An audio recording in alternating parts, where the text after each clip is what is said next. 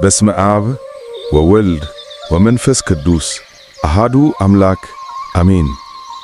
በዚህ ትርምስ በበዛባት ዓለም ውስጥ በሕይወት ተርፈው ለዘላለማዊ ሕይወት የሚጣጁት ሞኞች የሆኑ ሰዎች ሳይሆኑ ስልት ያላቸው የውስጥ ማንነታቸውን የገነቡና ከዘላለማዊው የኃይል ምንጭ ጋር የተሳሰሩት ብቻ ናቸው። ለዚህም አርአያ የሚሆነን ንጉሥ ዳዊት በገና ደርዳሪ ብቻ አልነበረም። እርሱ ታላቅ ስትራቴጂስት፣ የማይበገር ጦረኛና የሰዎችን ልቦና አዋቂ ነበር። የእርሱ መዝሙራት የጸሎት መጽሐፍ ብቻ አይደሉም። እነርሱ የሥልጣን፣ የጥበብና የአሸናፊነት ምስጢራዊ ጥበቦችም ናቸው። በዚህም ቪዲዮ የዳዊትን የጥበብ ምንጮች እንዴት ለዓለማዊው ሕይወታችን እንደምንጠቀምበት በዝርዝር እንመለከታለን። ይህ ስለ ማሸነፍ ነው። ይህ ስለ መቆጣጠር ነው። ይህ በውስጣችን ስላለው የሚያይነጥፍ ኃይል የምንመለከትበት ዕውቀትም ነው። እጆቼን ለሰልፍ ጣቶቼን ለጦርነት የሚያስተምር አምላክ እግዚአብሔር ይባረክ። ብዙ ሰዎች ድልን እንደ ዕድል ይቆጥሩታል።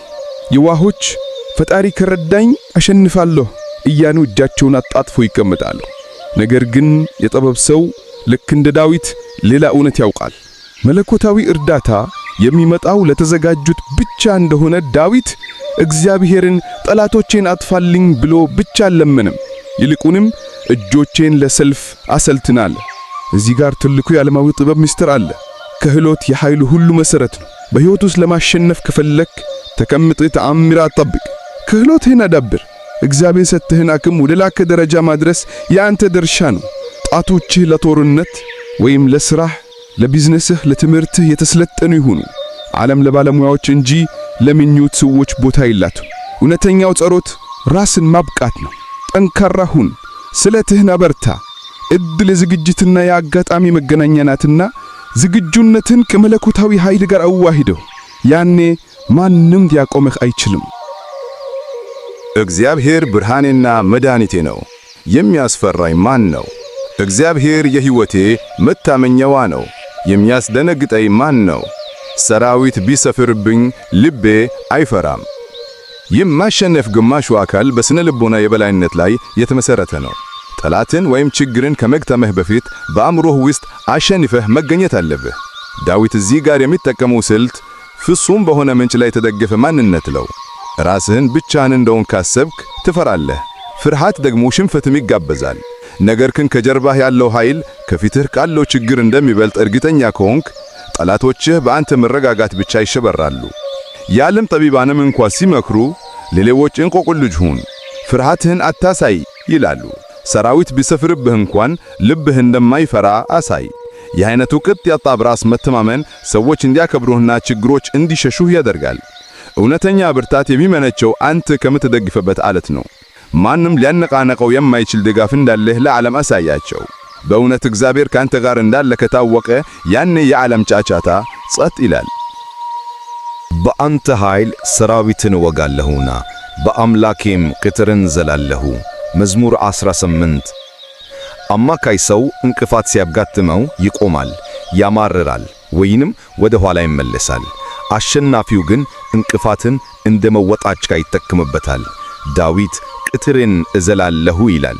ይህ የላቀ ያስተሳሰብ ለውጥ ነው። በሕይወትህ ፊት ለፊት የሚጋረጡብህ ግርግዳዎች ለማቆም የተሰሩ አይደሉም። ምን ያህል እንደምትፈልገው ለመፈተን የተሰሩ ናቸው። ዓለማዊ ጥበብ እንደሚያስተምረን ቀጥተኛ መንገድ ሲዘጋ የጎንዮሽ መንገድን ተጠቀም ይላል። አንተም ከፍ ብለህ እለፈው። አትቁም፣ አትገደብ። ውስንነት የአእምሮ ውጤት ነው። በአምላኬ ቅጥርን ዘላለው የሚለው ቃል ገደብ የለሽ መሆን ስነ ልቡና ነው። ችግሮች ሲመቱ እንዴት አልፈዋለሁ አትበል፣ እንዴት ረገጭ ወደ ላይ ወጣለሁ በል። ግርድጋው ለሌሎች መከላከያ ሲሆን፣ ለአንተ ግን አዲስ እይታ የሚሰጥህ እርከን መሆን አለበት። ተለዋዋጭ ሁን፣ እንደ ውሃ ቅርጽህን ቀይር፣ ነገር ግን ዓላማህን አትልቀቅ። ለእግዚአብሔር ተገዛ፣ በፊቱም ተጠባበቅ።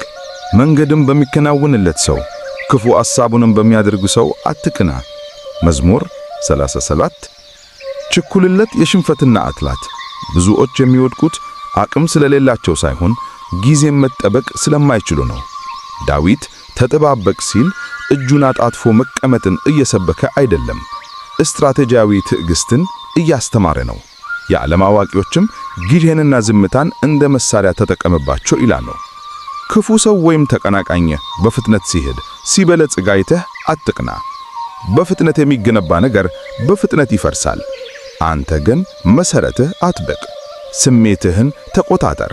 የጊዜን የማብሰያ ጉልበት እመን። አሸናፊነት ማራቶን እንጂ የአጭር ርቀት ሩጫ አይደለም። ሌሎች ሲሯሯጡ አንተ አጥራ። ሌሎች ሲጮሁ አንተ አድመጥ። ትክክለኛው ሰዓት ሲደርስ የምታደርገው እንቅስቃሴ አንድ ይሁን፣ ግን ዓለምን በጠቅላላ የሚቀይር ይሁን። ስሜታዊ መረጋጋት ከጉልበት በላይ ኃይል አለው። ጊዜ ከአንተ ጋር እንዲሰራ አድርገው እንጂ ከጊዜ ጋር አትታገል። ግንበኞች የናቁት ድንጋይ እርሱ የማዕዘን ራስ ሆነ። ይህችም ከእግዚአብሔር ዘንድ ሆነች፣ ለዓይናችንም ድንቅ ናት። በዓለማዊ ሕይወት ውስጥ ትልቁ በቀልና ትልቁ ድል ሐቀኛ ስኬት ነው። ሰዎች እንቋል፣ ወደ ጎን ይገፉዋል፣ ብሎም እንደማትረባ ይቆጥሩሃል። ነገር ግን ይህ ሁሉ ነገር ለአሸናፊ ሰው ታላቅ ነዳጅ ነው። ዳዊት በወንድሞቹ የተናቀ፣ በንጉሥ ሳውል የተሳደደ ነበር። ነገር ግን የተናቀው ድንጋይ የማዕዘን ራስ ሆነ።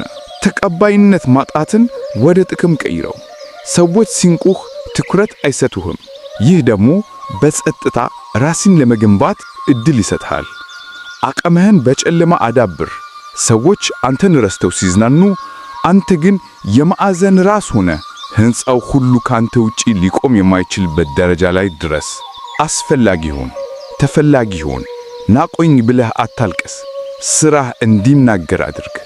ዓለም ለውጤት እንጂ ለእንባ ቦታ የላትም። የመጨረሻውን ሰላም የማን እንደሆነ በተግባር አሳይ። የዳዊት መዝሙራት ለደካሞች ማጽናኛ ብቻ አይደሉም፣ ለጠንካሮች የጦር ትጥቅ ጭምር ናቸው። እውነተኛ ዓለማዊ ጥበብ ማለት እግዚአብሔርን መፍራትና ዓለምን በብልሃት ማሸነፍ ነው። እንደ መዝሙር 144 እጆችን አሰልጥን። እንደ መዝሙር 27 ፍርሃትን በውስጣዊ እርግጠኝነት አሸንፍ። እንደ መዝሙር 18 እንቅፋቶችን እንደ ደረጃ ተጠቀምባቸው። እንደ መዝሙር 37 የጊዜን ኃይል ተረዳ።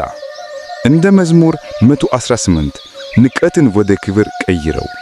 ብርታት ጡንቻ ብቻ አይደለም፣ ብርታት አስተሳሰብ ነው። ብርታት ከእግዚአብሔር ጋር የሚደረግ ኅብረት ነው።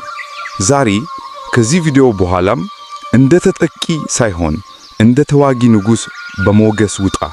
ዓለም ያንተ ናት፣ ምክንያቱም ዓለምን የፈጠረው ካንተ ጋር ነው። በልበ ሙሉነት ተራመድ፣ አሸንፍ። ለዘላለማዊውም ሕይወት ራስን አዘጋጅ።